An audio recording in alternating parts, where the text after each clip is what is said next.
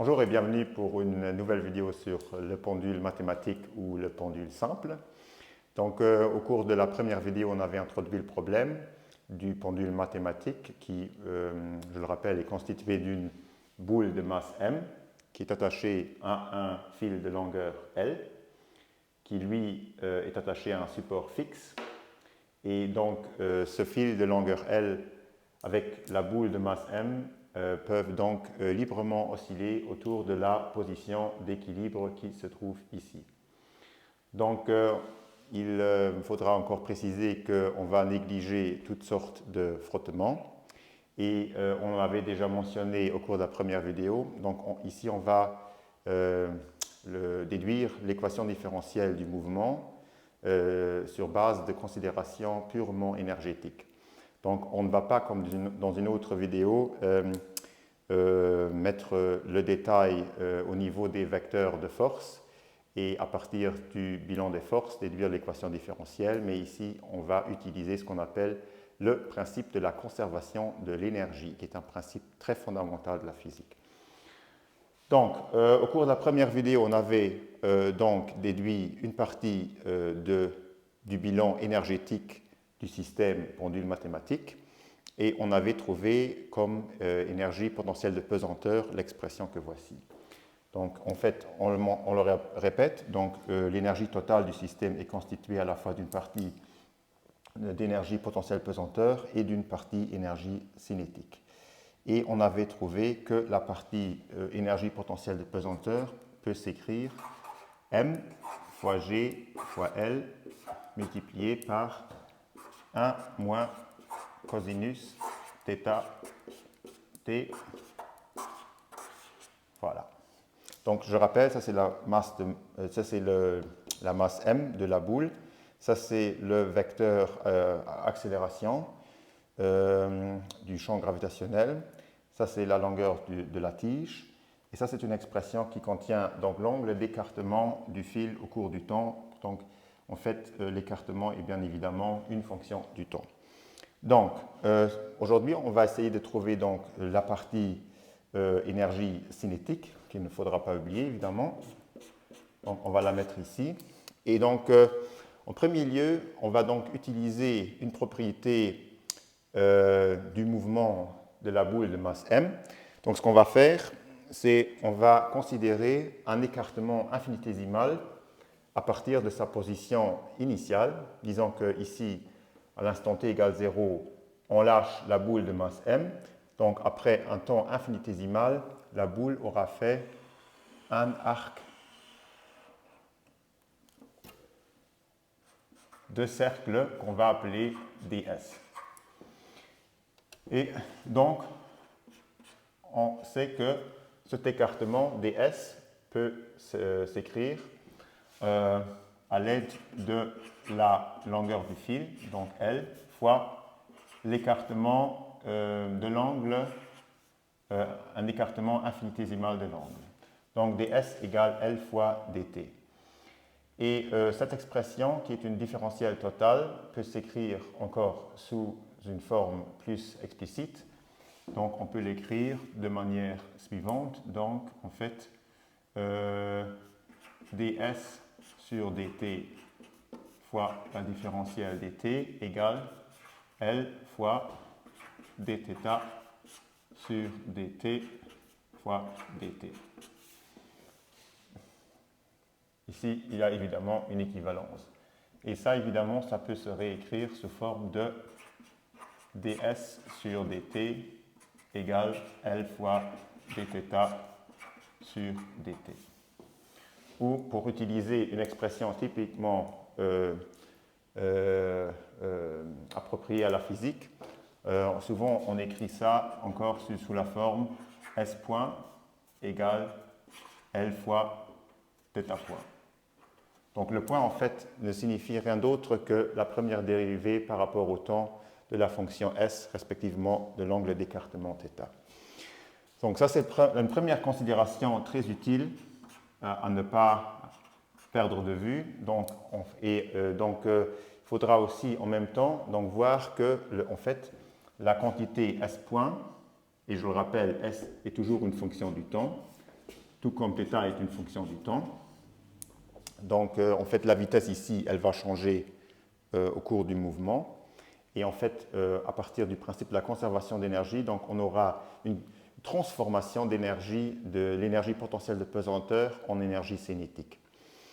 Et donc, en fait, la vitesse va donc augmenter au cours du temps jusqu'à atteindre sa valeur maximale ici. Donc là, l'énergie potentielle de pesanteur sera nulle et l'énergie cinétique sera maximale.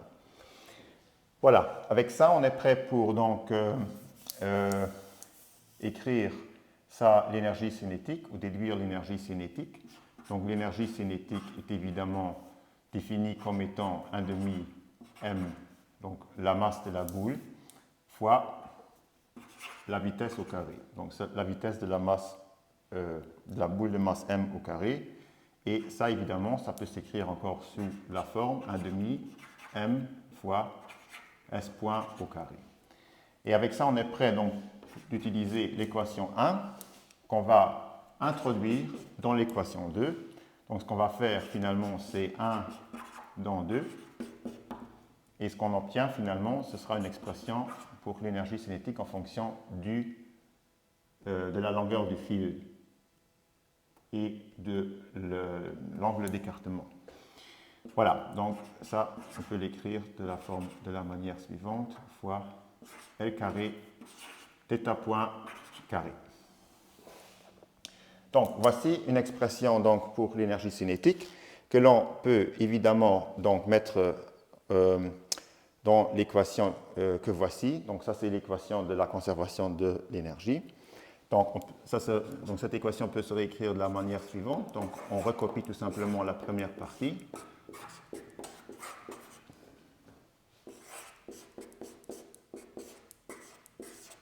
Et on remplace l'expression qu'on a trouvée pour l'énergie cinétique dans l'équation.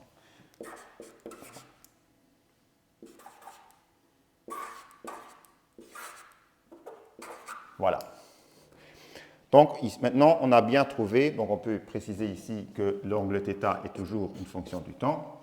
Comme ici, évidemment, on peut aussi mettre le temps, donc ça reste évidemment une fonction du temps. Donc on a trouvé pour l'énergie totale du système, pendule mathématique, une expression qui ne dépend plus que des paramètres de quelques constantes, évidemment, et des paramètres longueur du fil, qui, elle, sera aussi constante au fil du temps, et de la valeur de l'angle d'écartement θ, que l'on avait déjà introduit dans le graphique. Donc avec ça, on est prêt pour déduire l'équation différentielle qui décrit le mouvement de la boule de masse m. Et donc on va donc utiliser justement le principe de la conservation de l'énergie, qui ne signifie rien d'autre que cette partie ou cette expression E ici, donc l'énergie totale, est une constante pour le système défini que voici. Donc qu'est-ce que ça signifie? Donc si E est une constante, sa première dérivée temporelle sera évidemment 0. Donc on va utiliser donc, cette équation-ci et on va la dériver, donc dériver par rapport au temps de l'énergie totale égale, donc ici dériver par rapport au temps, donc ce sont des constantes. Et évidemment, la seule fonction qui dépend du temps, ce sera l'angle d'écartement θ.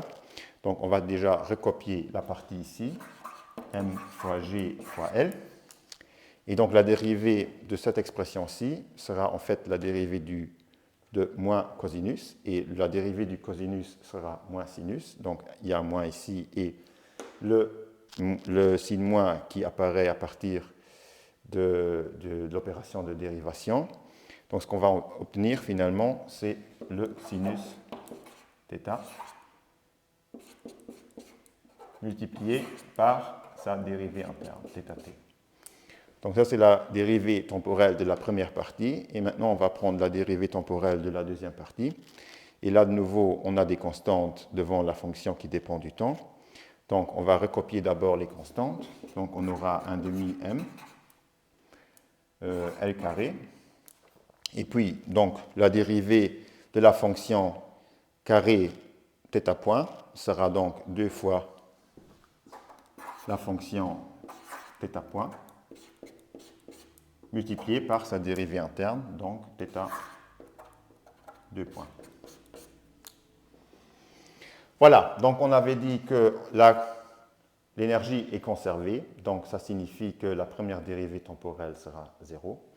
Donc ici, on aura bien un 0. Donc on aura une équivalence, évidemment. Donc ça, ce sera 0. Au niveau des constantes, donc ce qu'on peut déjà faire, non, on va faire ça après. Donc on va tout simplement recopier. Et non, on va déjà multiplier par 1 sur L, voilà, et par 1 sur M, et par θ point. Donc on va donc obtenir une expression qui sera de la forme suivante, G fois sinus θ.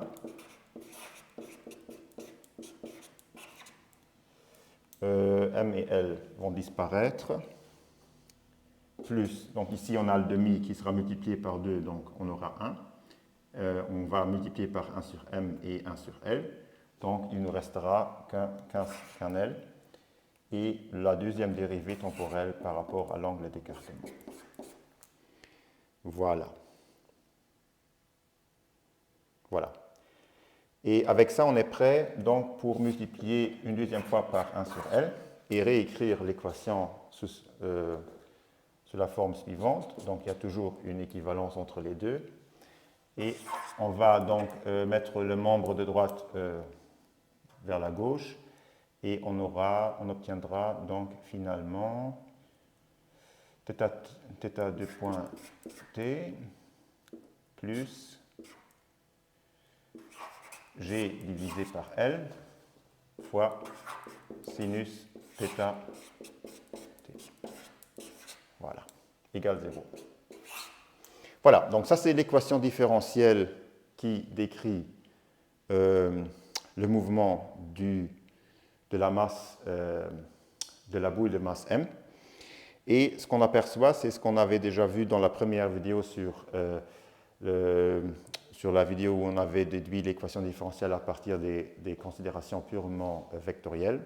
On voit que cette équation différentielle est hautement non linéaire parce qu'on a ce terme sinus θ qui fait partie de l'équation qu'on a trouvée. Donc ce qu'on peut faire, et ce qu'on avait déjà fait dans l'autre vidéo, c'est de simplifier en supposant que l'écartement ici, à partir de sa position d'équilibre, sera toujours petit.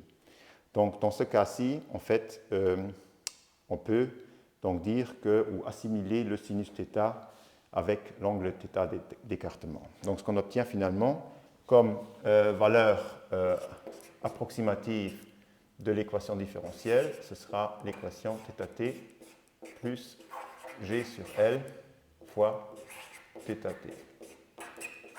Et maintenant, l'équation différentielle sera beaucoup plus facile à résoudre. Voilà. On va s'arrêter ici.